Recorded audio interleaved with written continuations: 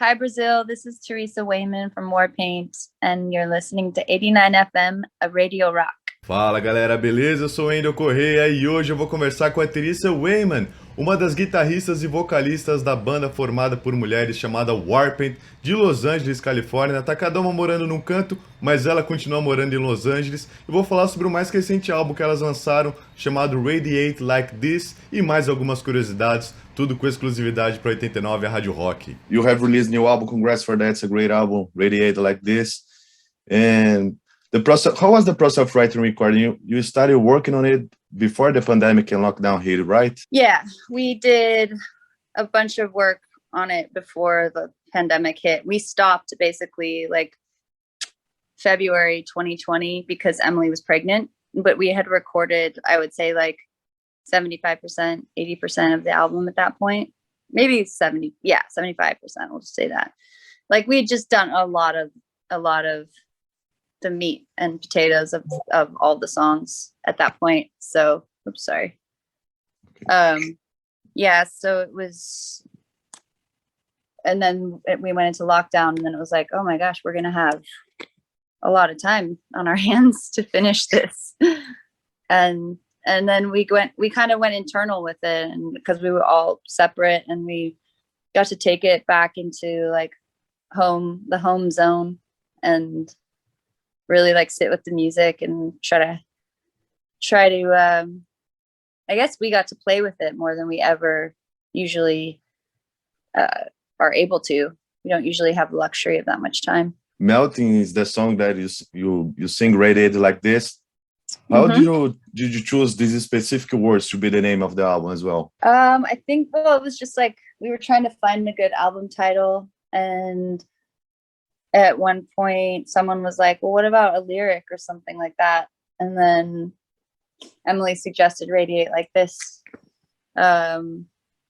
which was kind of a cool title, just because it's like an open-ended statement, you know, that's like, it's kind of like commanding something in a way where you really know what it means, but then it also could mean so many things to different people, you know, so everyone gets their own like personal relationship to it as well, which I think is cool. And it's like, yeah, it's like definitive and also so open-ended. So I like that. It's like encompasses that polarity. Your lyrics are like this. It's not something specific. It's like a metaphor. It could be interpreted by many ways. Yeah. Is that how it worked for you? Yeah, I think so. I think it always feels good to like try to walk that line where something is like a personal experience, but also said in a universal way. And who are the one who write the lyrics of the songs? All of you? It's mostly me and Emily. And you work together, you work on your own and then bring to the band? How does that work? We usually just write our own. Sometimes we'll like talk to each other about our lyrics and stuff, but we don't really collaborate lyrically that often on songs. We just, whoever's singing it, whoever wrote the song originally has probably written the lyrics. And do you have a favorite track on this album? Yeah, usually my answer for that is Hips. Any really particular reason? I don't know. It's just like, it's very loose. It's got like really interesting elements that seem very put together in sort of like a way that you wouldn't expect. And it's got like a fun kind of spirit to it. And yeah, I love playing it live too. We've been playing that one on the road, and it's really fun. And the lyrics talks about a woman on this song, right? Yeah, Emily wrote it like kind of about, it's like a vision of her daughter. It's like about her daughter basically. And like coming through the portal, it's like Emily's portal.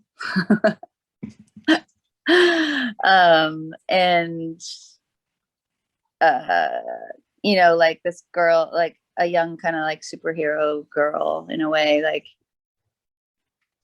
charging through life, taking command. Yeah. And you know each other since you were 11, right? You met in the 6th grade core class, Emily. Yeah, me and Emily. Yeah. How has been these years? How do you feel now? You're like sisters. Yes, we are, definitely. Yeah, we are on this life journey together for sure.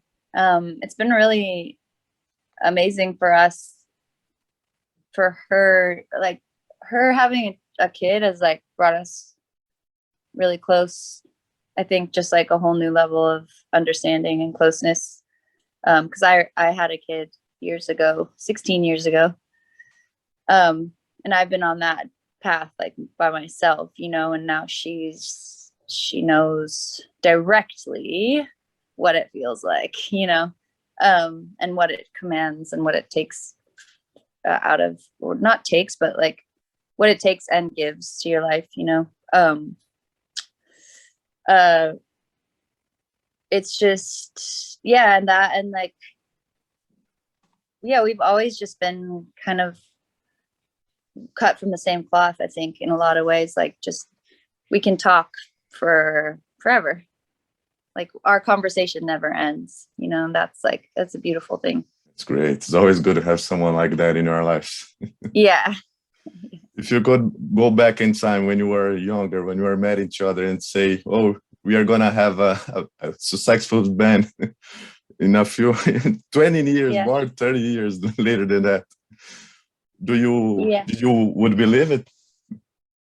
You know what, now that you're asking me that and I think back, I mean, I kind of did know that would happen. Wasn't sure what form it would take, but I feel like I always knew that we were just gonna do this, you know, like, yeah, somehow or another I knew that we were going to be like working on a project together and like having some success with it. I never like fully doubted that, you know, and obviously we're not like, you know, success means lots of different things to different people, but yeah, I think it just was like natural for us to do what we were doing. And that being said, though, we were a band like playing little shows here and there locally and like just playing together for a long time before we ever released our EP. And it took friends being like, I think you should record something now. You've been playing together in your garage for a couple of years, you know, like a few years, like we weren't chomping at the bit to try to like get a deal. And we've just, I guess, just, yeah, just enjoyed playing and writing. So I don't know. It's like, maybe that just like naturally breeds some amount of success if you're just in it for the right reasons. And I don't think we're going to have time enough to talk about all the tracks, but I want to talk about some of them. Mm-hmm. The first track, Champion, why did you choose to be the first single? What means this song for you? Well, it's like it's got a pretty strong message and it's uplifting and the track moves and like, and it feels like new to us, but also has like really definitive like Warpaint elements, you know. So it's like it's got like like some new sparkles, but is grounded in Warpaint vibe. And I think it just was like, for all those reasons, it just seemed like the right first move. Yeah, I agree with that. Great choice. And the song Stevie, who is Stevie? She's just like, I don't know, character in love, I guess. I don't know. that was one. I feel like we need to stop doing this, honestly. Like, it's fine, but it's also like that was a working title because it just like the chords reminded Emily of like a Stevie Wonder song or something. So it's like and then it just stuck. But because if you've been working on a song for long enough and you call it you don't change the name, you know, it's like, it's pretty hard to like shift it all of a sudden. It feels like too mental, you know, it's like the name has been attached.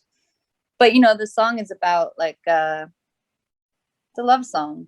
So I always think of it in terms of like Stevie is a girl or a guy who's in love, you know?